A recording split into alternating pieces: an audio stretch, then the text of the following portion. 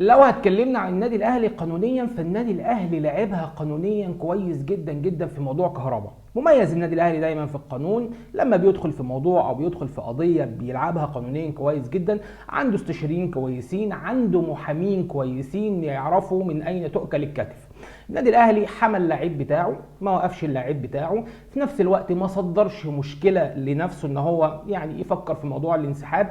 مفيش مسؤول في النادي الاهلي طلع قال ان احنا ممكن ننسحب من السوبر. كلها اجتهادات، كلها ناس بتكتب على المواقع، ولكن مفيش مسؤول من النادي الاهلي طلع عمل الكلام ده كله خالص. علشان اقول لحضرتك الاهلي لعبها قانونيا كويس جدا. عمل تظلم لاتحاد الكوره، ثانيا رفع قضيه على لجنه التظلمات ببطلان شرعيتها من الاساس، والموضوع هيتبت فيه في 14/5.